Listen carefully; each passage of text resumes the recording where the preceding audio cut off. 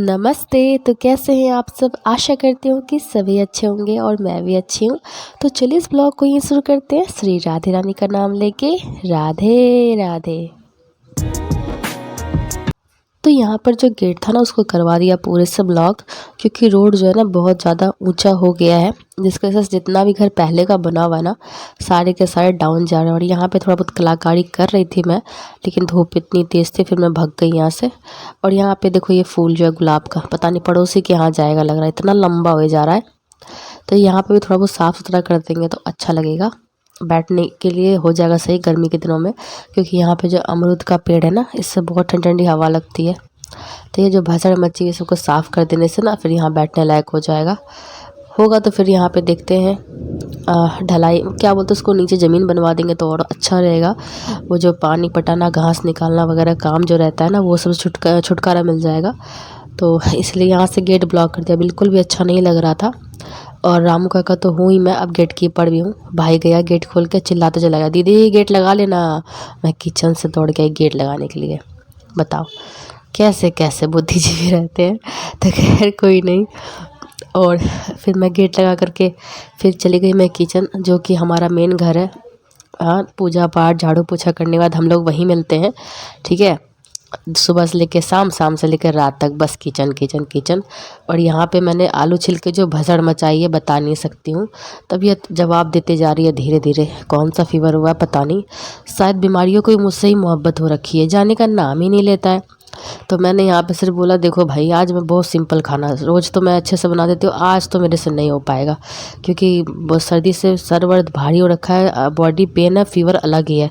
नहा के मैं सीधा किचन आई हूँ। उसके बाद फिर मैंने दाल कुकर में ही सब कुछ डाल दिया, आलू हल्दी नमक थोड़ा सा तेल, ताकि जो कुकर का ढक्कन गंदा होता है ना वो गंदा ना हो।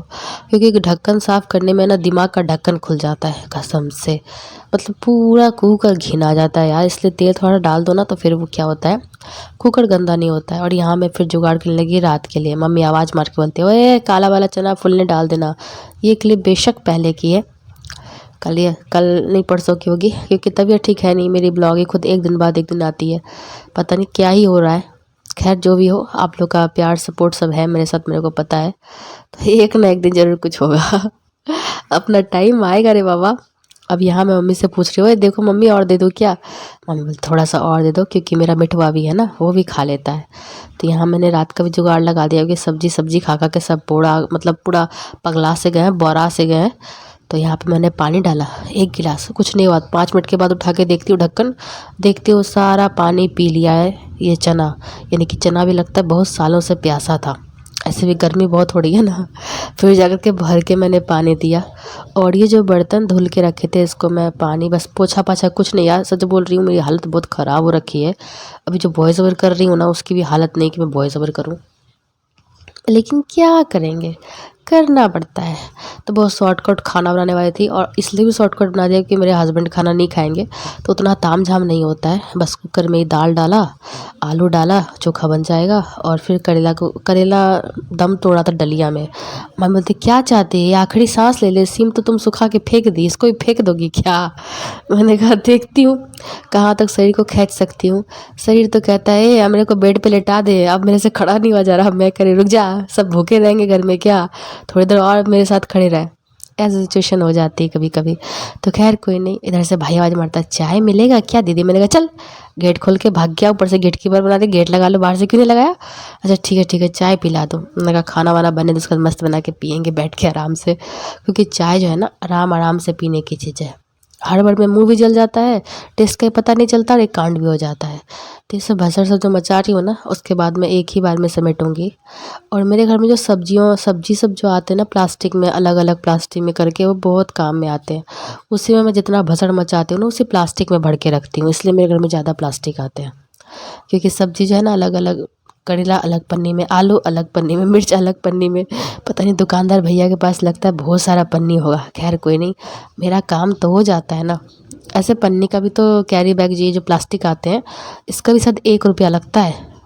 उरी बाबा। तो बस शरीर अलाउ नहीं कर रहा, बोलता अरे मेरे को बेड पे ले चल। मैं कही थोड़ा देर रुक, अभी रुक जा, बस थोड़ा बाकी है। ऐसे ही टारगेट ले लेकर के मैंने फिर यहाँ पे करेला छीलने का शुरू किया। और सच में करेला जो है ना दम तोड़ रहा था, मतलब अजीब सा हो गया था। क्योंकि एक तो दुकानदार भैया के पास पानी छिटक छिटक के इसको होश में लाते रहते, पता नहीं कितने दिन तक इसको रखते हैं, पानी में नहला नहला के रखते हैं, बता नहीं सकती हूँ। और भाई के ऊपर भी मम्मी बहुत फायर थी, पुष्पाराज बनी हुई थी, पूरा दे रही थी उसको। इधर से मैंने भी 2-3 बात लगा के बोल दिया कि आ तू, क्योंकि तेरी कुटाई ज़रूरी है। अपना काम बोलो ना, अरे धूप में नहीं जाऊंगा, अभी कितना धूप है, तबीयत ख़राब हो जाएगी। और किसी फ्रेंड की शादी है, उसके लिए बाबू साहब बेगाने पड़े हैं। कहते हैं ना अब्दुल्ला की शादी में मतलब बेगानों की शादी में अब्दुल्ला दीवाना, मेरे पापा ऐसा बोलते थे कि बेगानों की शादी में अब्दुल्ला दीवाना। वही कुछ मेरे भाई के साथ सीन है, उड़ी बाबा। शादी किसी और की है, एक फ़ोन कॉल करता है। अरे फ्रेंडशिप में तो खैर होता है ना, लेकिन भाई तुम घर के काम में बोलते हो अभी नहीं जाऊंगा, तबीयत खराब, एकदम चिलचिलाती धूप हो रही है, उसमें बाबू साहब चले गए हैं। काहे शादी का कार्ड छपवाने। एक्चुअली उसको पता है ना, इसीलिए किस रेट में देगा, नहीं जान पहचान है, अंकल लगते हैं इसलिए। तो खैर ऐसा तो होता ही रहता है ना कि कौन काम करवा देगा, कौन काम किससे हो जाएगा, तो ये सब जुगाड़ लगते रहता है। और भाई मम्मी बोल रही थी उसका, जब वो निकला ना मम्मी उसका रूम साफ़ करने लगी क्योंकि पूरा डस्ट पड़ा हुआ था। वही मम्मी बोल रही देख लो इसको, पूरे रूम में अलग से भसड़ मचा के रखा हुआ है, साफ ना सुथरा करता है। मैंने भी थोड़ी बहुत घी में, मतलब आग में घी डाल दिया ताकि वो भी कुटाए। अक्सर वो भी ऐसे ही करता है। मम्मी मेरे को अगर कोई डांट वाट लगाती है ना, तो पीछे से बैकग्राउंड म्यूज़िक देगा, नहीं तो मम्मी को और भी कुछ बोल देगा ताकि मम्मी और फायर हो जाए। तो हम भाई बहन कैसे चलता ही रहता है। भाई कभी तो अच्छा काम कर लिया करो। अब पता नहीं भगवान हमें क्या करेंगे, डीप फ्राई करेंगे या हाफ बॉयल करेंगे, ये तो मुझे नहीं पता। लेकिन हाँ ये तो मैं करती हूँ, कभी कोई गुस्सा मुझे भी उसके हरकतों पे आ जाता है। घर के काम के लिए उसके पास ना तो समय है, और धूप में बोलेगा कि अभी धूप है, शाम को बोलेगा कि अभी तो बहुत शाम हो गया है, जैसे लग रहा है उल्लू हो, रात को दिखेगा नहीं। तो ऐसे उसके बहानेबाजी चलती रहती है। और यहाँ मैं बातों बातों में इतना सारा काम निपटा दिया, भसड़ को समेट दिया, करेले को बीज निकाल दिया। क्योंकि मेरे घर में ना सबका यही से आप भिंडी का पीछे वाला आगे वाला पर्सन तो कट करते हैं, आप बोलते पीछे में जो भिंडी की पुछड़ी रहती है ना, उसको भी कट करो। एक दिन मैंने फ्राई कर दिया था, मेरे हस्बैंड देखते हो थाली में चुन चुन के भिंडी का जितना पुछड़ी है सब साइड कर दिए। मैंने कहा ऐसे कौन खाना खाता है, ये कैसे खाए हो चुन चुन के। बोलते भिंडी का पीछे वाला मैं नहीं खाता पुछड़ी। मैंने कहा उड़ी बाबा क्यों, वहाँ दुकानदार क्या पुछड़ी अलग से नापा नहीं था क्या, ऐसे ही दे दिया था क्या, खाली बर्बादी करते हो। बोला नहीं ये सब मत देना, मैं नहीं खाऊंगा। तो मैं अभी होशियार हूँ, मैं पुछड़ी का इतू सा पार्ट काटती हूँ भाई। अब कहते हैं परवल का बीज निकाल दो, बीज निकालने के साथ परवल का जो अंदर में वाइट वाला पार्ट होता है ना, वो भी निकल जाता है। अब करेले का भी वही सीन है, करेले का भी बोलते हैं बीज निकाल दो, तो बच जाता है दोनों में छिलका। ओ भाई साहब छिलका ही खाना था तो फिर इतना मेहनत काहे कर रहे थे। मुझे समझ में नहीं आता है इन लोगों का भाई। तो मैं सारा का सारा बीज निकालती हूँ फिर बनाती हूँ, चाहे परवल हो करेला हो। किस्मत अच्छी है बहन कि मेरे हस्बैंड ने ये नहीं कहा कि भिंडी का भी बीज निकाल के बनाना। नहीं तो मेरा पता आधा ज़िंदगी तो ऐसे किचन में कट रहा है, और मैं रांची नहीं आगरे में होती पागल खाने में। और यहाँ पे भजन वजन बज रहा था ना, तो अच्छा लग रहा था थोड़ा बहुत। लेकिन तबीयत तो अभी भी मैं बहुत ज़बर कर रही हूँ, मेरे जो सर में दर्द है ना, लग रहा है हथौड़ा कोई मार रहा है। खैर कोई नहीं, मार लो हथौड़ा, कब तक मारोगे रे बाबा। मैं सोच रही थी कहीं आप मेरा आवाज़ सुन सुन के बोर हो गए हो, तो बीच में थोड़ा सा मैंने म्यूज़िक ऐड कर दिया है, कैसा रहा। और जब तक यहाँ दाल और आलू मतलब पक रहे हैं, तब तक मैं उधर करेला बना लूँगी। फिर दाल आलू निकालेगा सीधा चावल, और देन चोखा के लिए जो पकाना होता है फ़ुरन वगैरह वो पका लूँगी, दाल में भी डाल दूँगी और आलू में भी डाल दूँगी। तो एक साथ इतने काम निपट जाएंगे। और एक रिक्वेस्ट आप लोगों से है, बहुत नम्र निवेदन है आप लोग से कि वीडियो को प्लीज़ पूरा देखा कीजिए, ठीक है। और दूसरा, चैनल में पहली बार आते तो प्लीज़ चैनल को सब्सक्राइब कीजिएगा, वीडियो को लाइक कीजिएगा, कमेंट भी कीजिएगा। लाइक बहुत कम हो जाता है यार, पता नहीं क्यों। 40-45 व्यूअर्स रहते हैं, 20 लाइक, और बाद बाकी 10-11 को क्या लाइक करना अच्छा नहीं लगता है। खैर कोई बात नहीं है, हम इसमें भी खुश हैं, जैसी आपकी मर्ज़ी, लेकिन वीडियो पूरा देख लेना। और यहाँ मैं डांस करते करते करेला काटे, क्योंकि मेरे सर में लग रहा है किसी ने तभी भी हथौड़ा ही मार रहा है, इसलिए मैं स्थिर नहीं हूँ। और मम्मी मम्मी भी हंस रही थी, बोलती बाप रे इतना गंभीर मुद्रा में तुम काम कर रही, वीडियो बना रही हो, पास सामने जो देखेगा वो बोलेगा पता नहीं मोहतरमा लगता है कुछ ज़्यादा ही परेशान है। मैंने कहा हाँ अरे बाबा। उसके बाद कढ़ाई को मैंने अच्छे से हीट कर लिया था, क्योंकि अगर कढ़ाई को अच्छे से हीट कर लो ना तो नॉन स्टिकी पेन का बिहेव, नॉन स्टिकी पेन होता है ना वैसे बिहेव करता है, और जो भी फ्राई फ्रू करो ना वो मस्त फ्राई होता है। वो अलग बात है, यहाँ पे मेरा जीरा थोड़ा ठीक से तड़का नहीं है, ये देखो ठीक है।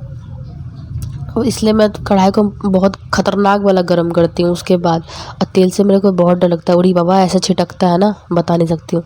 तो जब भी छिटके ना तेल तो उसमें ना थोड़ा सा 1 पिंच हल्दी या फिर नमक, दोनों में से कुछ भी डाल दो, तो तेल जो उड़ के गैस स्टोव और वॉल गंदा होता है ना तो वो नहीं होगा। ये सब टिप्स एंड ट्रिक्स है, क्या करेंगे, बनाते बनाते अभ्यास हो गया है कि अपने थोपड़े को कैसे बचाएं। और यहाँ को मैं करेले को फ्राई कर रही हूँ, सारा बीज बूज निकाल के पोस्टमार्टम करके उसके बाद मैं इसको फ्राई कर रही हूँ। क्या कर सकते हैं, मेरे हस्बैंड को ऐसे ही करेले पसंद है, वो अलग बात है आज वो खाना नहीं खाएंगे, अब आदत सी हो गई है। करेला और परवल का पोस्टमार्टम करके फिर बनाते हैं। तो उसके बाद फिर सीधा मैं आपको रात में मिल रही हूँ, ठीक है। रात को मैंने मिक्स बनाया था, मिक्स सब्जी, इसमें मुझे ना जो जो दम तोड़ते हुए दिख रहे थे मैंने सबको मिला दिया यार। गाजर, उसके बाद आलू और क्या था यार, मटर, जो भी था सबको मिला के मिक्स वेज बना दिया। लो खाओ अब इसको, कम से कम जो बर्बाद जा रहा है वो तो नहीं होगा। वो अलग बात है, मुझे मेरी सब्ज़ी बिल्कुल भी नहीं पसंद आती है। और ये मैं प्लेट लगा रही हूँ मेरे हस्बैंड के लिए। वो अलग बात है कि मैंने नहीं खाया था। और जानते हो रसगुल्ले भी खाने को बोलते तो बोलते रस मत खाना। अब बताओ बिना रसगुल्ला का रस कैसे, बिना रस के रसगुल्ला कैसे खा सकते हैं, लेकिन मुझे मना है ना इसीलिए। तो अब रसगुल्ला में रस ना हो तो अच्छा भी नहीं लगेगा। वो बात अलग है, मेरे हस्बैंड बमक गए कि रस काहे लेके आई है। मैंने कहा रसगुल्ला है ना तो रस तो होगा ही होगा ना। अब अलग बात है कि ना खाओ। तो ठीक है, आप लोग से फिर मिलूंगी नेक्स्ट वीडियो में। ऐसे अपना प्यारा से बना के रखना। Bye bye.